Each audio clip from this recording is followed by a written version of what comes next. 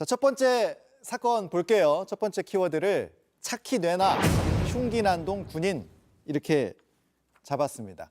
오늘 아침 이제 파주에서 발생한 그런 사건이잖아요. 한 현역 군인이 길거리에서 차량 탈취 시도하고 흉기 난동까지 벌인 사건. 블랙박스 영상부터 좀 보여주십시오.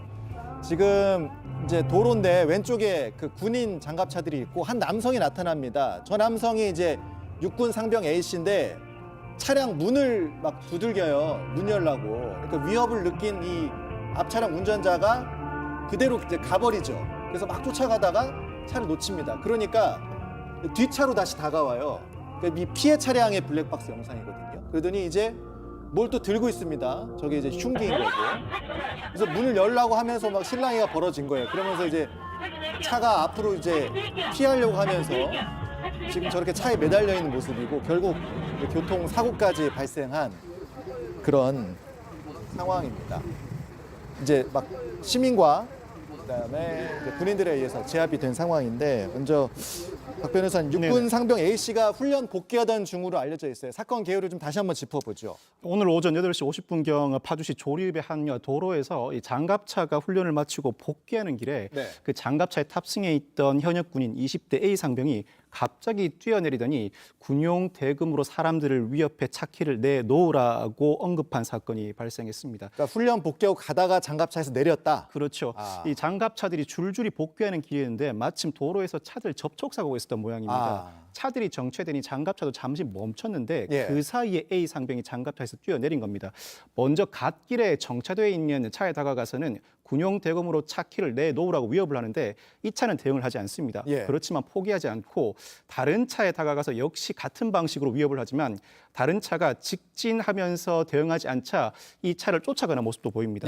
이번에도 실패하자 급기야 또 다른 차를 물색해서는 이번에는 창문에 팔을 넣어서 위협하는데 이때 차가 출발해 끌려가는 모습도 보입니다. 이 과정에서 운전자가 일부 다치는 모습도 연출이 됩니다.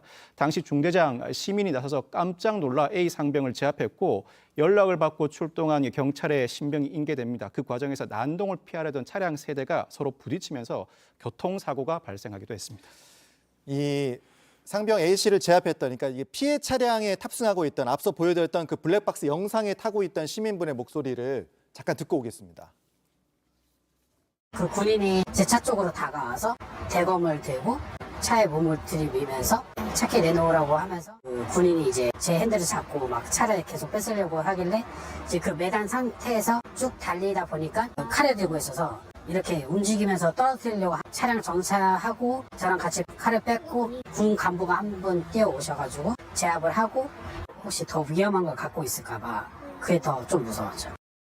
이게 지금 들어보면 천만다행인 사건이에요. 그러니까 대검이 조금 날카롭지 않았던 것 같습니다. 천만다행이에요. 네, 그렇습니다. 이 군용 대검은 어쨌든 관리하기 나름으로 이 칼날을 뭐 잘 갈아주었다면은 뭐 날카로울 수도 있었는데 이 관리가 그렇게 되지 않았던 칼이어서 이 칼 자체는 위험성이 없었지만 다른 더 위험한 것이 있었을까봐 더 겁먹었던 상황인 거죠. 지금 이제 차키 내놔 이렇게 했다는 거잖아요. 그러니까 차량을 뺏을 목적이 분명히 있어 보였는데 왜 그랬을까? 아무래도 이 차키를 내나 차량을 탈취해서 탈영을 하려던 것으로 보여지는데요. 이게 지금 영상에서도 보시다시피 굉장히 많이 흥분해서 막 뛰어다니는 상황에서 어떻게든 차량을 탈취해서 이 상황을 벗어나고자 했던 상황으로 좀 보여집니다. 그 방금 말씀하신 것처럼 영상에도 지금 굉장히 그 상병 A씨가 흥분해 있는 모습이 보이거든요.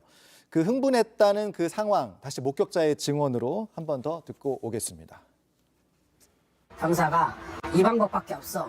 도저히 이 방법밖에 없어. 이러면서 막 계속 울부짖었거든요. 이제 그 중사분이 제압을 계속하고 괜찮아 괜찮아 하면서 계속 제압을 하는데도 계속 막 몸부림치고 했었거든요. 제가 처음 봤을 때는 이미 많이 흥분된 상태인 것 같았고 그렇게 마음 먹었기 때문에 약간 좀 거침없이 그냥 막 하는 그런. 그러니까 그 병사가 도저히 이 방법밖에 없어 이러면서 울부짖었다 이러는 거잖아요. 나름대로 군 내부에서 상당한 스트레스를 받고 있었던 것 같은데 실제로 확인해 보니 A 병사가 이른바 도움이 필요한 병사로 분류돼서 특별 관리를 받고 있었답니다. 예. 이 군인들이 다가가자 악하는 소리를 질렀다고 하는데 이 장면을 목격한 농민에 따르면 군인들이 A 상병을 달래기도 하고 억지로 끌어내는 모습도 보였다고 합니다. 평소에도 군 생활에 적응하지 못한 단면이 보이는 것 같은데 사실 이 도움 배려 병사 여러모로 군대 내부에서 특별 관리를 하고 있지만 그 실효성에 의문이 제기됩니다. 군이라는 특수성도 고려해야겠죠. 특히 지휘관들도 이 도움 배려 병사를 관리하는 과정에서 상당한 스트레스를 받는다고 합니다. 군사 대비 체계나 훈련보다 더 큰 스트레스를 받고 있다고 하는데 현재 대한민국이 입대 자원이 부족하다 보니 이 큰 도움을 필요로 하는 병사가 더 이상 군에 적응하지 못한다는 판단에서도 쉽게 전역 처분을 하지는 못하고 있는 실정입니다. 어떤 이유에서 이렇게 흉기 난동, 차량 탈취를 했던 것인지 이제 조사가 좀 필요한 그런 상황이에요. 뭐 어떤 이유에서든 뭐 시민을 위협하는 일은 있어서는 안 되겠죠.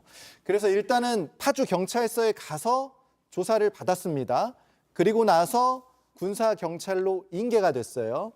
취재진들이 물어봤을 때 범행 동기가 무엇이냐 물어봤을 때 별다른 대답은 하지 않았는데, 자. 군사 경찰로 넘어갔습니다. 그러면 신 변호사님 앞으로 어떻게 되는 겁니까? 절차가? 네, 일단 군사법원에서 재판을 받게 되어 있어요. 이제 군사법원법이 개정이 돼서 일부 범죄는 민간 경찰이 수사권을 갖고 있는데 그 범죄에 해당하려면 뭐 군성범죄라든지 아니면 입대 전 범죄라든지 아니면 뭐 사망 사건의 원인이 된 범죄 이런 경우에는 민간 경찰이 수사권을 갖고 있는데 이 사건에서는 지금까지 나타난 바로는 그렇게 보이진 않지만 그럼에도 불구하고 군 당국은 민간 경찰과 공조해서 정확한 사건 경위를 밝히겠다. 그리고 이 조사 결과에 따라서 엄정하게 처리할 예정이라고 밝혔습니다. 군 형법이 좀 적용되는 사례로 봐야 된가요? 이번에? 아닙니다. 그 형사 절차가 군사법원법에 적용되는 것이지 죄명 자체는 일반 형법에 적용됩니다.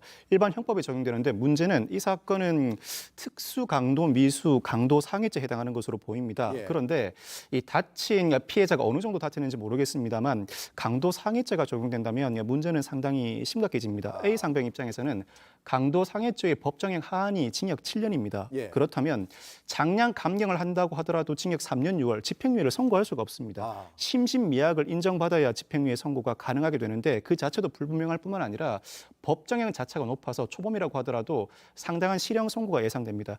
그동안 관리가 어느 정도 이루어졌는지 알 수 없겠습니다만 징역 1년 6월 이상의 실형을 선고받게 되면 곧바로 현역병에서 배제됩니다. 이 과정을 거쳐서 현역병에서 배제될 가능성도 배제할 수 없을 것 같습니다. 알겠습니다. 뭐 군 당국은 조사 결과에 따라 엄정하게 처리할 예정이다. 이렇게 밝힌 상황입니다.